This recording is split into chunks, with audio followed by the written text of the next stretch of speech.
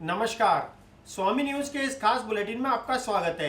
अजमेर शहर की हर खबर देखने के लिए स्वामी न्यूज अजमेर के यूट्यूब चैनल और फेसबुक पेज को लाइक, शेयर, फॉलो और सब्सक्राइब करें। हर नई खबर के नोटिफिकेशन के लिए बेल आइकन को क्लिक करें। सबसे पहले देखते हैं headlines. Presented by Rasoi Family Restaurant. Do the rigga digga ding dong song.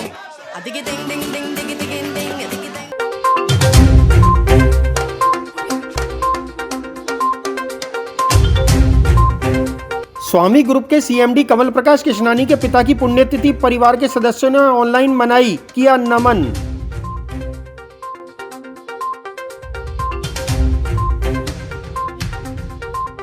Gulabbari dispensary में संक्रमण का खतरा, स्वामी न्यूज की खबर के बाद पार्षद ने कराया सैनिटाइज।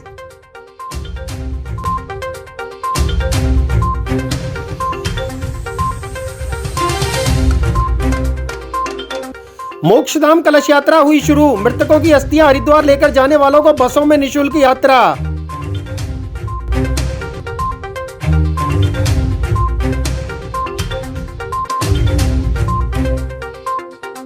पुष्कर कस्बे के चुंगी नाके के पास अधेड़ का शव मिलने से क्षेत्र में फैली सनसनी।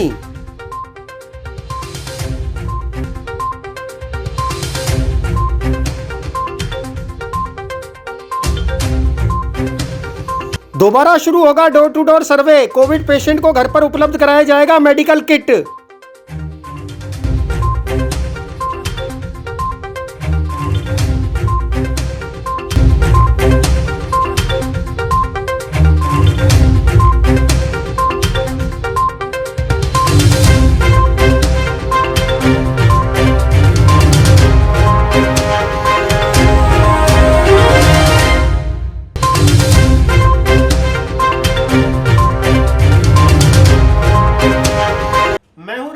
शर्मा।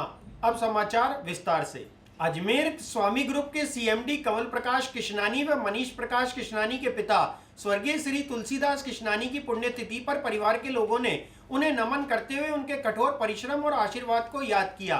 डॉक्टर तुलसीदास कृष्णानी की पुण्यतिथि उनके अनुज पुत्र मनीष कृष्णानी के घर पर ऑनलाइन माध्यम से मनाई गई। कोरोना गाइडलाइन की पालना करते हुए बहनों व परिवार के सदस्यों ने ऑनलाइन माध्यम से पुण्यतिथि पर अपने पिता को नमन कर उन्हें याद किया।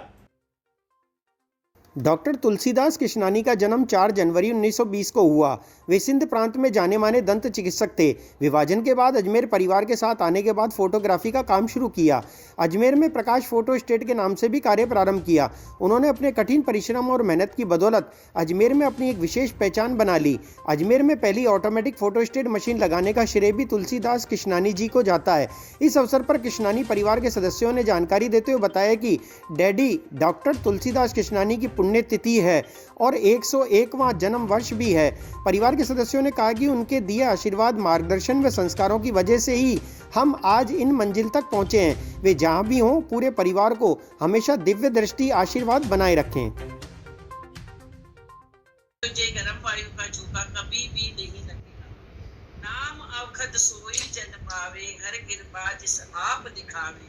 हर हर नाम जाके हृदय बसे, दर्द देह नानक बस। नाम रूपी औषधि वही सेवक प्राप्त करता है जिसे प्रभु स्वयं कृपा करके अपने पास बुलाता है, अपने हृदय में लगाता है। जिनके हृदय में हरि का नाम बसता है नानक, उनके सब दुख और दर्द नष्ट हो जाते हैं। लो सतनाम श्री वाहेगुरु जो बोले सोनिया सत श्री अकाल। स्वामी न्यूज पर संपर्क करने का हुआ असर। गुलाबबाड़ी में स्थित डिस्पेंसरी पर लोगों की सुबह से ही बहुत ज्यादा भीड़ होती है। इसमें कोविड की जांच कराने वाले व वैक्सीन लगाने वाले एक साथ खड़े होते हैं, जिसके कारण भारी संक्रमण का खतरा फैल सकता है।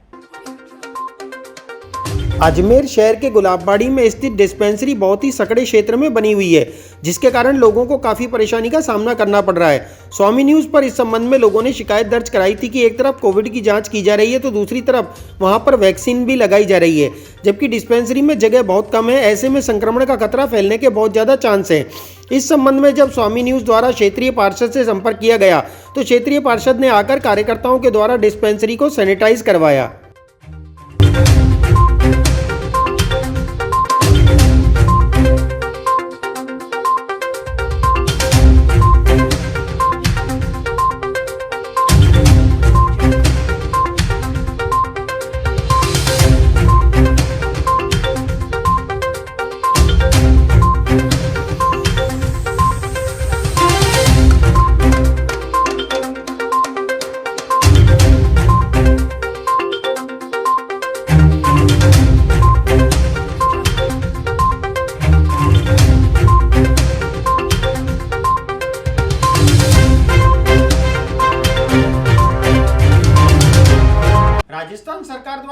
मोक्षधाम कलश यात्रा प्रदेश में प्रारंभ की गई है।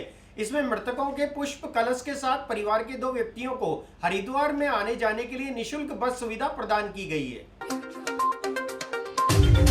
राजस्थान सरकार के आदेश अनुसार पिछले वर्ष की भांति इस वर्ष भी मोक्षधाम कलश यात्रा प्रारंभ कर दी गई है।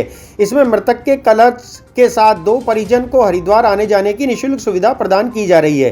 ड्यूटी ऑफिसर ने जानकारी देते हुए बताया कि 23 कलश होते ही बस को हरिद्वार के लिए रवाना कर दिया जाएगा एवं परिजनों को इसके लिए ऑनलाइन आवेदन करने होंगे। उनके पास समय पर मैसेज पहुंच जाएगा और उसके बाद वे बस के द्वारा यात्रा कर सकते हैं।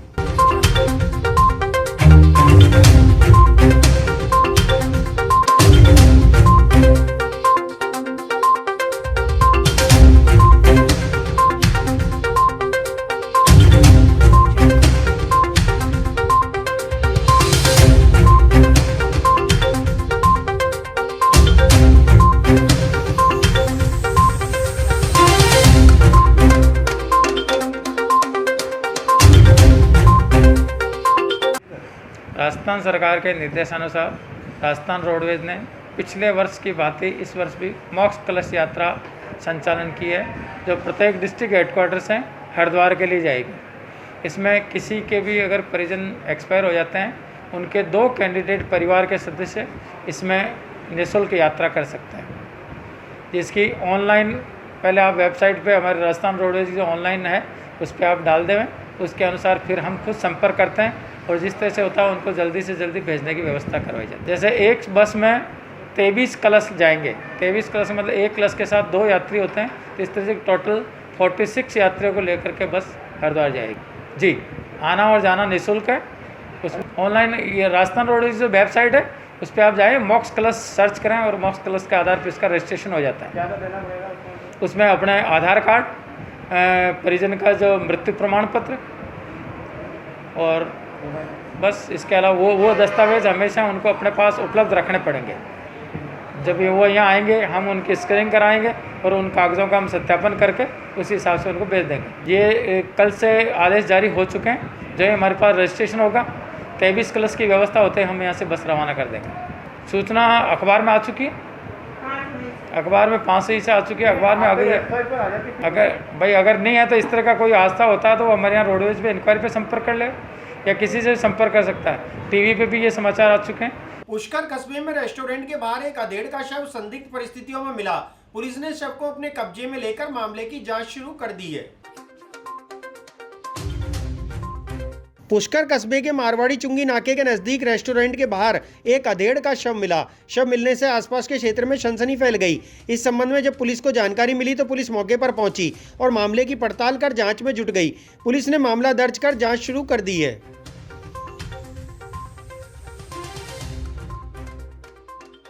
आज सुबह करीब 8:30 बजे इतला मिली कि रानी तिराया पर एक व्यक्ति की लाश पड़ी है। इस पर मौके पर जाकर देखा और मालूमात किया तो किशन लाल सनो हुक्मी चंद जाति कार निवासी देवरा बासेली का शनाख्त हुई, जिसका बाद पोस्टमार्टम परिजनों को बुला के लाश सुपुर्द कर दी गई है।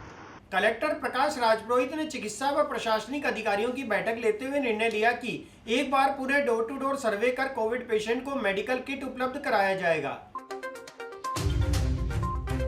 कलेक्टर प्रकाश राजपुरोहित ने चिकित्सा व प्रशासनिक अधिकारियों की बैठक ली। बैठक के माध्यम से निर्णय लिया गया कि जिस प्रकार पहले डोर टू डोर सर्वे किया गया था और कोरोना के लक्षण पाए जाने पर 15,000 लोगों को मेडिकल किट उपलब्ध कराया गया था, जिसमें कोविड पेशेंट को सुविधा भी दी गई थी। इसी प्रकार एक बार पुनः डोर टू डोर सर्वे किया जाएगा एवं पेशेंट की ऑक्सीमीटर से जांच भी की जाएगी।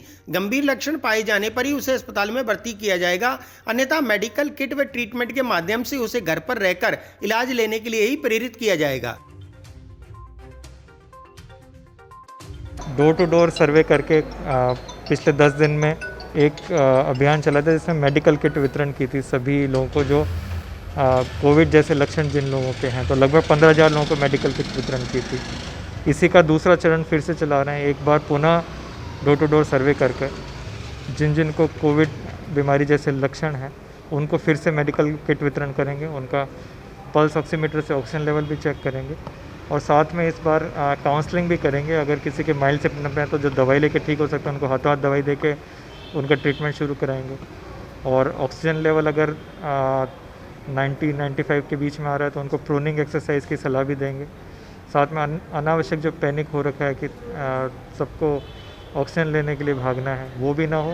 प्रोनिंग एक्सरसाइज करें, अगर माइल्ड टू मॉडरेट है तो प्रोनिंग एक्सरसाइज करके ही सैचुरेशन लेवल मेंटेन हो सकता है। साथ ही अनावश्यक HRCT कराने के लिए भी लोग जा रहे हैं, तो उसमें भी लोग जो भी डायग्नोस्टिक सेंटर है उनको पाबंद किया कि बिना कोई प्रिस्क्रिप्शन के HRCT ना करें। ये सभी तरह के जो पैनिक हो रहे हैं, चाहे HRCT के लिए या फिर ऑक्सीजन के लिए, उसके लिए भी सभी बीमार लोगों की काउंसलिंग की जाएगी।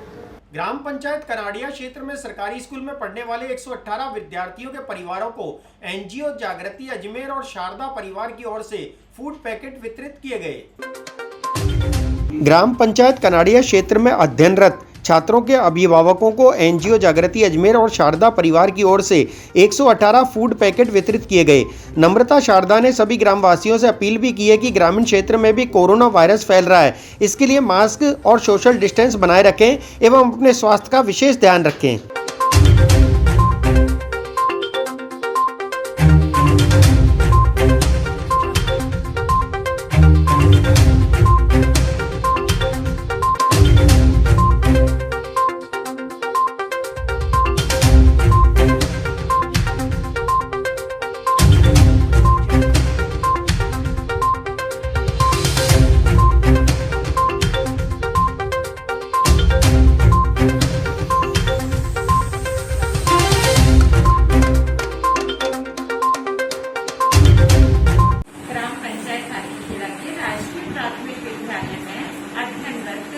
समस्त बालकों को इस कोरोना की बढ़ते दौर में संक्रमण के में NGO जागृति अजमेर और शारदा परिवार के द्वारा उनकी आवश्यकताओं को देखते हुए आज लगभग 80 फूड पैकेट्स वितरित किए गए उन बालकों को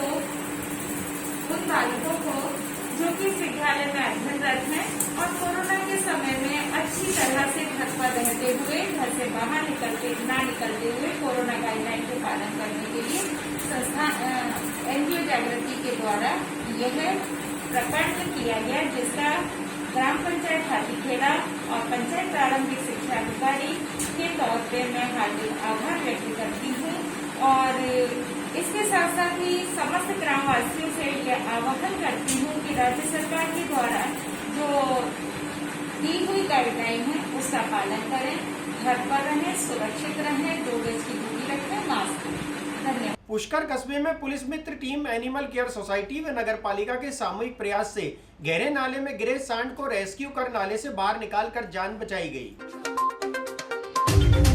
ब्रह्मनगरी पुष्कर राज में पांडे नर्सरी के बाहर बने खुले नाले में लंबे समय से गाय व सांडों के गिरने का सिलसिला लगातार चलता रहा है, परंतु प्रशासन की उदासीनता के चलते आज तक उस नाले को ना तो कवर किया गया, न ही उस पर कोई जाली लगाई गई। इसी क्रम में आज सुबह सूचना प्राप्त हुई कि खुले नाले में एक बड़ा सांड गिर गया है और नाला सकड़ा होने की वजह से बुरी तरह फंस गया है। सूचना प्राप्त होते ही नगर पालिका के कर्मचारी व पुलिस मित्र टीम इंचार्ज अमित भट्ट के साथ अन्य कार्यकर्ता मौके पर पहुंचे। नाला सकड़ा व गहरा होने की वजह से सांड उसमें गिरने के बाद बुरी तरह फंस गया। वह काफ़ी कोशिशों के बावजूद बाहर निकलने में असफल रहा। अचानक असंतुलित होकर गिरने के कारण सांड का एक पैर नाले में ऊपर की ओर फंस गया। करीब 1 घंटे इस हालात में फंसे होने के कारण सांड बेहद घबरा गया और हताश होकर दम तोड़ने के करीब पहुंच गया। मौके पर मौजूद टीम की सूचना पर नगरपालिका के जेसीबी चालक रविंद्र बिना समय गंवाए तुरंत मौके पर आए और बिना देर किए रेस्क्यू ऑपरेशन शुरू किया गया। नाले की दीवार को जेसीबी से तोड़कर व तुरंत ही तीनों टीमों द्वारा पत्थर हटाकर सांड को सांस लेने में संतुलन बनाने में मदद की गई, जिससे उसकी जान बचाई जा सकी।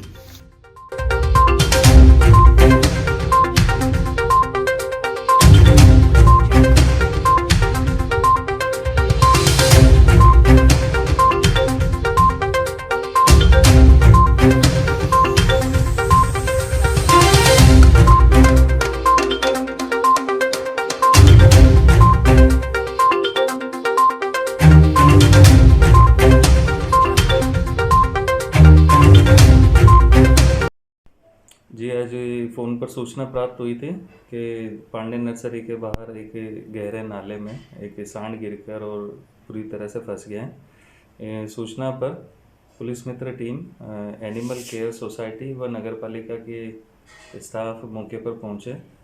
वह तुरंत सांड को निकालने के लिए एक नगर पालिका की जेसीबी मंगवाई गई, जिसने बिना समय गंवाए सांड को निकालने में काफ़ी योगदान दिया और करीब 1 घंटे की मशक्क़त के बाद में सांड को सकुशल बाहर निकालकर उसकी जान बचा ली गई। अन्य लोगों का काफ़ी अच्छा योगदान रहा, प्रयास रहा और इसी के फलस्वरूप मूक पशु की जान बचाई जा सकी। कोरोना संक्रमण के कारण रेलवे स्टेशन पर यात्री भार कम होने के कारण कुलियों पर आर्थिक संकट गहरा गया है। इसी के चलते जागृति संस्था द्वारा कुलियों को सहयोग देने के लिए हाथ आगे बढ़ाए गए।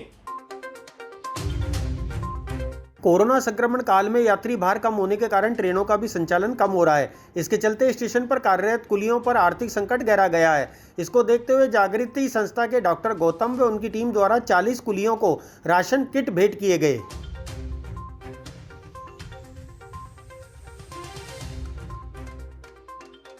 अजमेर स्टेशन पर हालांकि पैसेंजर ट्रेन चालू हैं, लेकिन उसमें यात्रियों की संख्या में भारी कमी आई है। इससे जो अजमेर स्टेशन पर कुली हमारे साथी काम करते हैं, उनकी रोजी रोटी पर संकट आया है। और आज जागृति संस्थान की तरफ से डॉक्टर गौतम और उनकी टीम ने यहाँ आकर के 40 कुलियों को उन राशन सामग्री के किट यहाँ डिस्ट्रीब्यूट करने का काम किया है। गत वर्ष जब कोरोना की पहली लहर थी, तब भी जागृति संस्थान ने यहाँ इस सेवा का काम किया था और हमें खुशी है। हम रेलवे की तरफ से हमारे जागृति मंच का धन्यवाद ज्ञापित करते हैं, जिन्होंने हमारे रेलवे की कुलियों को और भी आने वाले समय में जो हमारे ठेका मजदूर हैं, जिनके साथ में ये तकलीफ आने वाली है, उनको सहयोग करने का काम करते आ रहे हैं और भविष्य में भी करते रहेंगे। आज अजमेर जंक्शन पे जागृति अजमेर की ओर से हमने 40 फूड राशन किट्स बांटे हैं, जिसमें आटा, चावल, दाल, मसाले, तेल इत्यादि सामान प्राप्त कराया गया है। यहाँ 40 कुलियों को बांटे गए हैं, जिनकी रोज़ी रोटी या डेली वेज अर्नर्स हैं, वो इस महामारी के दौरान या लॉकडाउन के दौरान अपना घर नहीं चला पा रहे हैं। उनके लिए हमने ये प्राप्त कराए हैं। रेड अलर्ट जन अनुशासन पखवाड़े के तहत चोरों के हौसले बुलंद हैं। पुष्कर कस्बे के गनाएड़ा चुंगी नाके पर स्थित मोबाइल व जनरल स्टोर की दुकान को चोरों ने निशाना बनाकर हजारों के माल पर हाथ साफ कर दिया। गनाएड़ा चुंगी नाके पर स्थित महादेव मोबाइल एवं जनरल स्टोर की दुकान पर चोरों ने रात्रि में हजारों के माल पर हाथ साफ कर लिया। दुकान मालिक धर्मेंद्र गौड़ ने बताया कि कल सुबह 11 बजे दुकान बंद करके गया। आज सुबह वापस आकर देखा तो दुकान के ताले टूटे हुए थे और काफ़ी सामान गायब मिला। धर्मेंद्र गौड़ ने बताया कि चोरों ने हजारों रुपए के सामान माल चोरी कर लिए। उन्होंने कहा कि मामले की जानकारी पुलिस को दे दी गई है।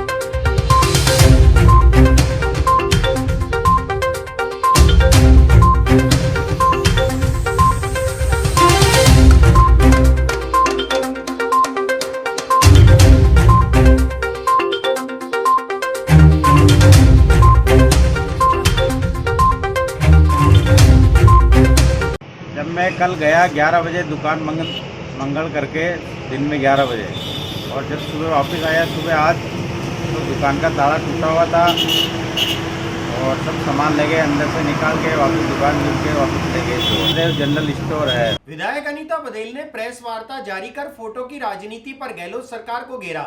अनीता बघेल ने कहा कि वैक्सीन सर्टिफिकेट पर पीएम की फोटो पर जब आपत्ति है तो चिरंजीवी योजना पर अशोक गहलोत की फोटो क्यों लग सकती है। अजमेर दक्षिण विधायक अनीता बघेल ने प्रेस वार्ता के जरिए आरोप लगाते हुए कहा कि कोरोना काल में नेताओं की ओर से फोटो पर जमकर राजनीति हो रही है एवं चिकित्सा मंत्री डॉक्टर रघु शर्मा द्वारा वैक्सीन सर्टिफिकेट पर पीएम की फोटो पर सवाल किए खड़े जाने के बाद आज अजमेर दक्षिण विधायक अनीता बघेल ने चिरंजीवी योजना पर सीएम अशोक गहलोत की फोटो पर सवाल खड़े किए एवं कहा कि कोरोना के इस महामारी के समय राजनीति नहीं होनी चाहिए।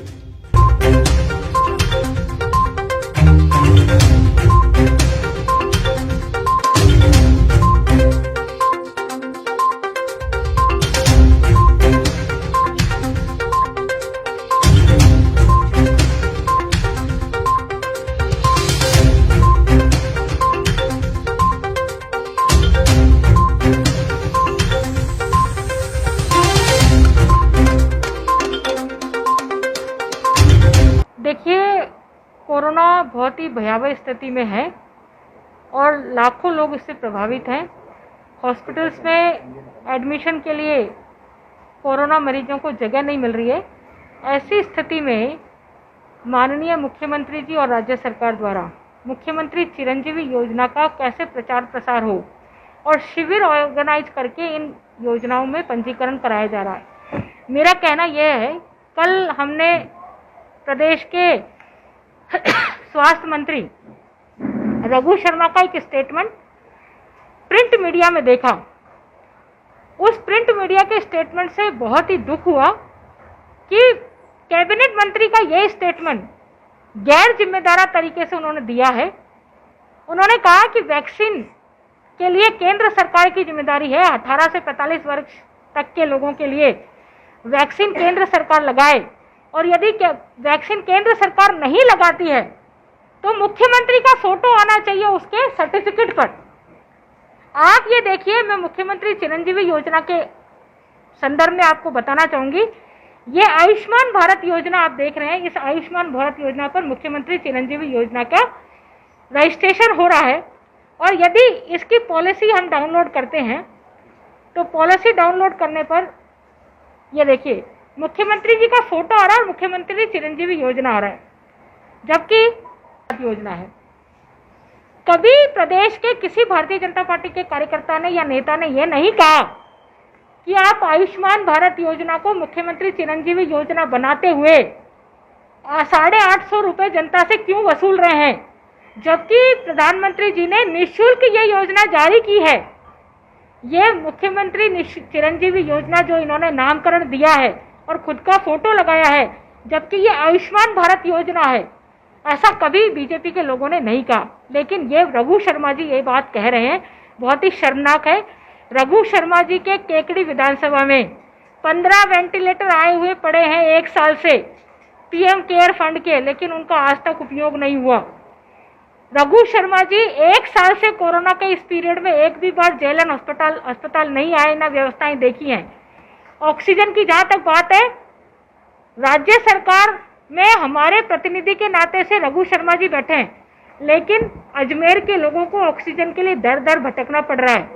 कल सीएमओ का स्टेटमेंट था कि रघु शर्मा जी ने, मंत्री महोदय ने 25 ऑक्सीजन कंसंट्रेटर अजमेर के लिए भिजवाए हैं। वो 25 ऑक्सीजन के कंसंट्रेटर कहाँ हैं?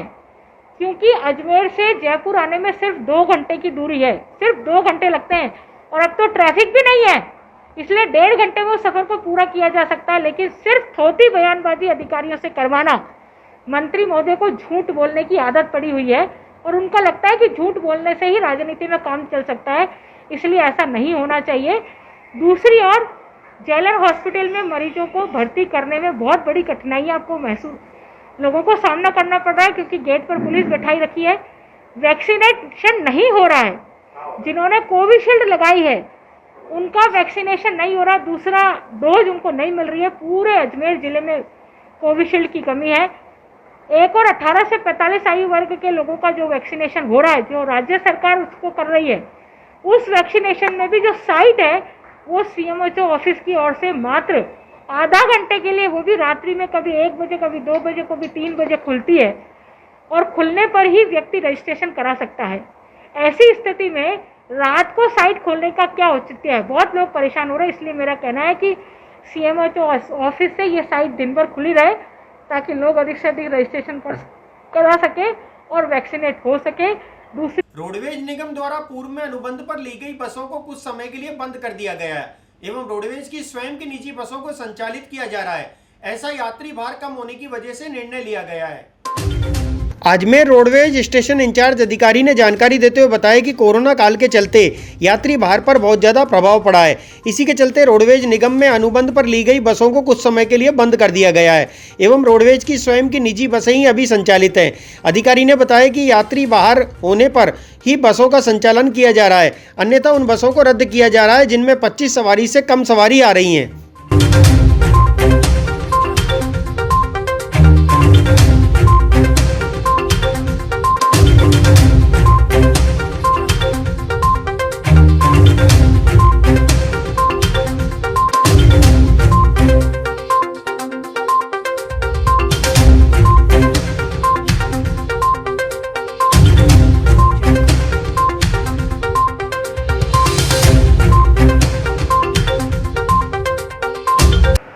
अनुबंध पे जो हमारी गाड़ियाँ राजस्थान रोडवेज में ले रखी थी उनको कुछ दिन पूर्व उनको बंद कर दिया गया है। उनकी जगह हमारा रोडवेज की गाड़ियाँ जो खुद की निजी गाड़ियाँ हैं उनका संचालन किया जा रहा है। उनका ऑनलाइन पे व्यवस्था की गई है सब चीज़ों की, और हमारे पूछताछ खिड़की हमारे 24 घंटे यहाँ पे चालू रहती है। यहाँ पे हमारे 2 कर्मचारी लगे हुए रहते हैं दिन के टाइम में, और रात्रिकालीन के अंदर एक आदमी रहता है जिसे दूरभाष पे अगर कोई संपर्क करना चाहता है उससे संपर्क कर सकता है हमारे यहाँ से। जो बसों की पूर्ण तरह से जानकारी दी जा रही है यहाँ पे 24 आवर इंटू 7 डेज। अजमेर और अजमेरू संचालित इकाई है, हमारी असंचालित इकाई है। हमारे यहाँ पे सिर्फ बुकिंग जो बस काउंटर पर हमारे लग जाती है उसको बुक करने का काम हमारे पास में रहता है।